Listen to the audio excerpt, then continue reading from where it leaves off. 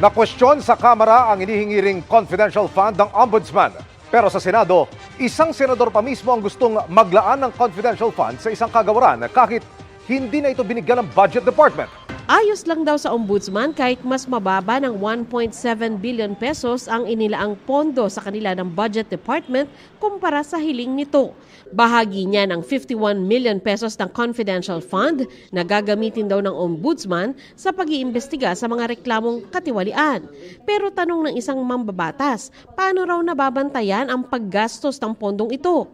Ang utos kasi ng Commission on Audit o COA at Budget Department dapat iulat ng may supporting document sa Intelligence and Confidential Fund Unit sa ilalim ng COA kung paano ginastos ang confidential fund.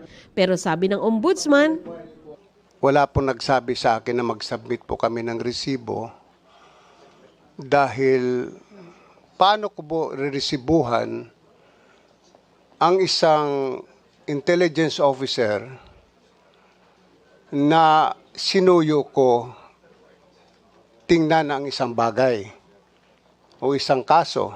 So kung ganyan po yung sinasabi ninyo, baka ma-encourage ang mga lahat ng government offices. Alam mo, Franz Castro, kung gusto nyo talagang ipagbawal yung confidential funds, ipatanggal nyo na lang sa batas yan. Gawa kayo ng batas. Wala nang departamento makakatanggap ng confidential funds except Office of the President. At saka mga military. Kasi ang hirap sa atin, question tayo ng question na naandun naman sa batas yun. Tandaan ninyo, ginagamit yung confidential funds, okay? Minsan ginagamit yan sa operasyon ng mga kritikal. Halimbawa, sa ombudsman, may korupsyon sa isang ahensya, inireport sa kanya. Paiimbestigahan niya yan through another person, not exactly nasa loob ng ombudsman o malamang meron siyang binayaran doon na mag-spy na hindi pa pwedeng, magbibigay ka resibo, spy? O magbibigay ka na resibo para hindi mo pwedeng gawin yon, di ba? Kung kunwari ikaw yung mag-i-spy o ikaw yung doon, sabihin sa'yo, pahingi ako resibo ha, pagka bigyan mo ako resibo. Hindi na ako papayag, hindi malalaman ako yung dito. Ako yung yung nag-booking sa kanila. Hindi ka napapayag, di ba? Hindi tuloy magagawa yung trabaho. Kaya may ganyan. May confidential funds, pati yung DepEd, pati Office of the Vice President, kasi may mga ganyang confidential issues na hindi pa pwedeng talakayin. Kaya nga, meron naman niyang way para ma-check. Ngayon, kung talagang sa tingin natin, hindi mapapagkatiwalaan itong mga ahensya ng gobyerno, lagay na lang siguro natin sa batas. Di ba? Ganun lang naman kasimple.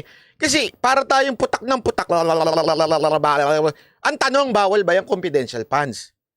Hindi. Kini-question mo, saan ginamit yung confidential funds? May karapatan ka bang tanungin kung saan ginamit yan? Wala. Ano problema? Naintindihan niyo ibig sabihin? Anong problema?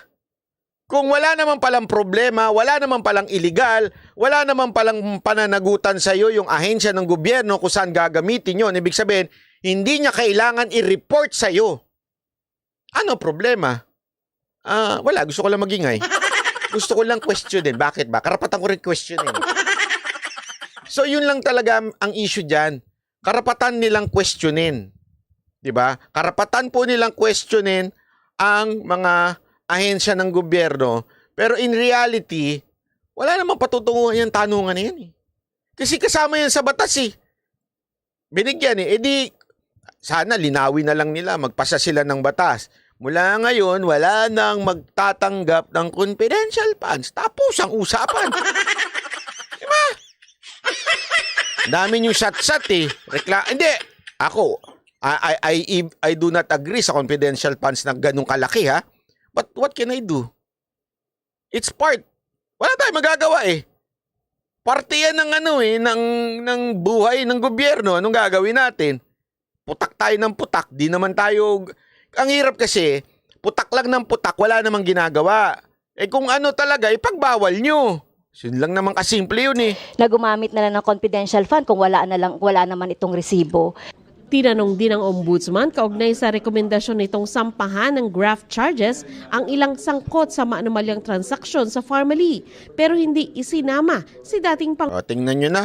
Pati si Pangulong Duterte, iniipit na nila ngayon sa Ombudsman. O, yun lang yan eh. Pangulong Rodrigo Duterte. It is said that he prevented some officials to attend the investigation. What is constitute evidence against the former president? By relating this order of the President for them not to attend the Senate committee hearings cannot be translated, Your Honor, into an activity that is where the President is directly involved in the purchase of the test kits, Your Honor. Gets nyo? Sinasabi nito ni Lagman, itong mukhang lakos na ito. Oh. Sinasabi niya na bakit hindi nyo kasuhan si Duterte? Kasi kasama siya doon kasi pinagbabawalan niya yung mga sekretary na pumunta doon sa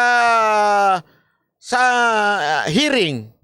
Eh sabi naman ni Ombudsman, sagot nito ni sandali, hindi naman ibig sabihin na pinagbabawalan yung mga illegal na pagpe-purchase inutos na o may direct na kinaugnayan si Pangulong. Tandaan ninyo, ang issue dyan sa Pharmaly na problema na yan, yung pag-purchase di umano na mas mahal. Okay? Wala namang napatunayan na inutusan ni Pangulong Duterte itong isang to na mag-purchase kayo ng mas mahal. Wala namang inutos na ganun.